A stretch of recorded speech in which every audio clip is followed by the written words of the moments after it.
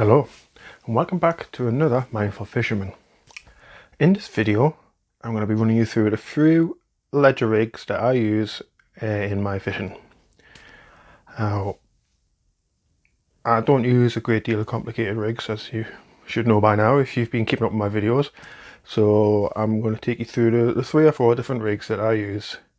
And I'm going to start with a basic running ledger rig.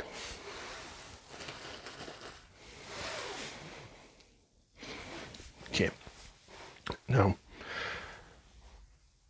a lot of people would thread the ledger or swim feeder straight onto the line. I find that it's not necessarily better, but for me, I prefer to use a small or micro snap link swivel. This means that I can just change the weight of the ledger or change it for a feeder throughout the session without the need to break down the entire rig.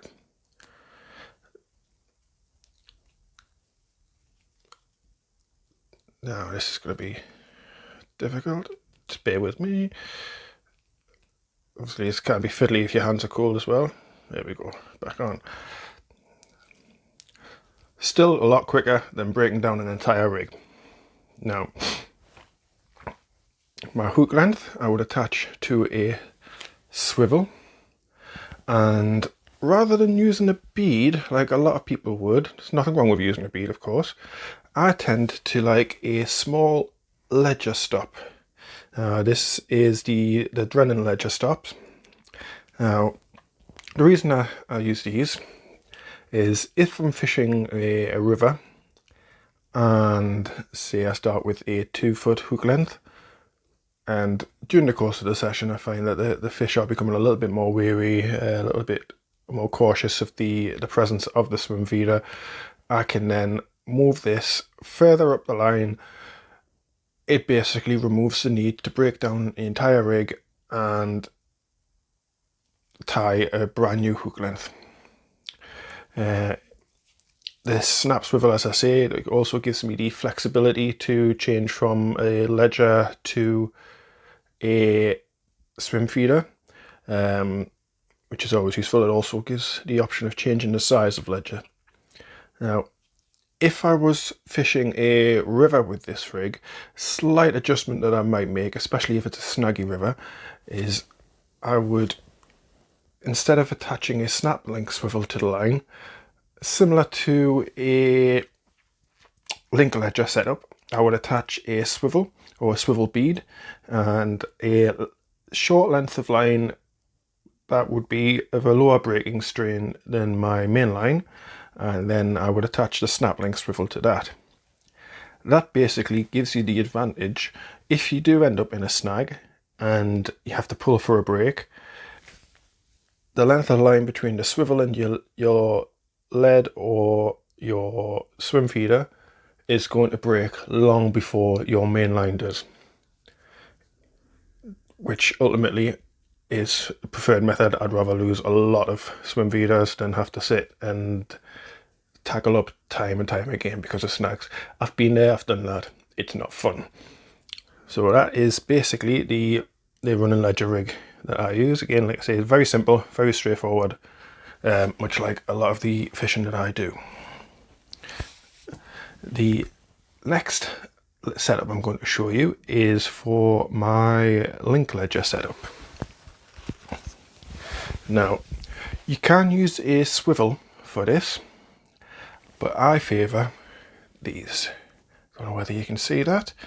That is basically, it's a bead, and inside of the bead it has a swivel. I find it gives a little bit less resistance than the swivel would do, and my hook length I normally use just a loop-the-loop hook, loop-the-loop knot, like so. And again, one of the Drennan ledger stops. On the swivel bead I will attach a couple of inches of line and lose one of my swan shot. A couple of inches of line, and onto that I will pinch, there were 3 but a couple of swan shot. That's for your casting weight. This is normally something I would use on a small stream. I wouldn't necessarily use it on a larger river. Sometimes the the tow can be a little bit too hard for holding bottom with such a light rig. Okay, so that's the link ledger setup. Okay, now the next one I'm going to show is the ledger rigs that I use for my pike fishing. Okay. So again, very similar to the other setups that you've seen. Swivel, and attached to that swivel I will put a length of line, normally again a lower breaking strain than my main line. Onto the bottom of that I will attach a snap-link swivel. I've recently changed over to the American style snap-link swivels. They've got that little extra bit of wire. I find it gives a little bit more stability. And onto that I will attach my bomb. Now, after following that, there is a bead. Again, nothing fancy, just a general bead. You can get the rubberized ones, or you can pick beads up for very, very little in most craft shops. And onto that I will have a swivel or a snap-link swivel, depending on the type of trace that I'm going to use. If I've tied my trace with a snap-link swivel already attached to it, I'll use a standard swivel. Ultimately, if I haven't, I will tie a snap-link swivel onto this. And very basic, no frills, no singing or dancing, just a standard ledger setup. It caught me a fair couple of pike. Here. So the next rig that I'm going to look at is the flat method feeder. You may remember these from the introduction video that I did. So the line runs through the center of the feeder and is attached to a swivel. Under the swivel I will then attach my hook length, which normally would not be quite as long as this. And well, that's it basically. You can put a little bit of rig tubing up there if you wish. I tend not to with these. Again, it's very, very simple. That will sit perfectly fine on the bottom of the lake bed or river. If you choose to use it on a river, they are quite usable on some slow moving rivers. Very straightforward, very basic, very functional. And finally, the last type of rig that I use is the ledger setup that I use in my carp fishing. Now, as I stated in my first video, I don't do a lot of carp fishing. As a result of this, I keep my setup very, very simple, very, very basic. Now,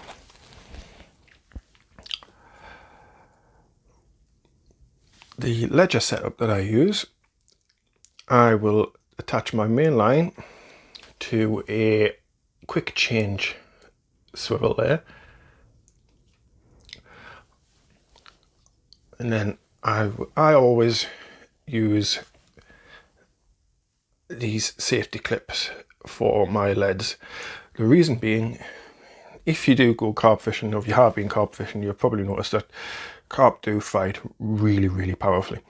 And if you hook into a big carp and it takes you into a snag, you've got no control over it, you might be quite new, you don't know, obviously you haven't learned how to control the fish properly when bringing it in. You don't want this attached to the fish if it breaks you off. Now, the beauty about this is fish swims into a snag, lead comes clean, your rig's still intact, so if you do manage to bring the fish in, all you've lost is the lead. You haven't lost the fish isn't stuck potentially carrying a lead round. As a matter of course, you can fix these onto the swivel, so you can use a fixed lead setup. I tend not to. It's not going to show us yet because, yep, this is actually free running, but because of the sea fishing line that I've used to tie this up, the knot won't actually pass through. So if that were to come snagged and break off, because I always use mine free running, it would just slide straight off the back of the line, and the fish is only left with a short hook length, and it's not towing a huge rig around with it. Again, I like to put a little bit of rig tubing on the end of my carp rigs. I'm sure there is a very technical reason for this. I don't know it, but it's rig tubing, it's carp fishing, and I mean, let's face it, rig tubing's carpy, isn't it, lads? Or lasses. And that's about it, really. A very, very short video this time. Those are the basic ledger and feeder setups that I use. Again, very straightforward. Yeah, nothing really else to say. Now, as I stated in the video that I recorded earlier, I do record these in bulk, by the way. I do tend to do 2 at a time. As I stated, I have managed to find a stretch of river that I can get out to with the lockdown restrictions. So I do, hopefully weather depending, if it doesn't kick off anymore, I will be looking to get out at some point next week and hopefully get some video footage of some fish on the bank for you. If you have liked this video, as short as it is, do hit the thumbs up button. If you want to see more, hit the subscribe button. Always happy to have subscribers. If you didn't like it, slap the thumbs down button. I don't really mind. I still get a rating. And if you want notifications, hit that little bell. So anyway, that's the end of this video. Thank you very much for watching. Hopefully you'll see me again in future videos. If not, no grudges bared. Whatever you do, enjoy your fishing.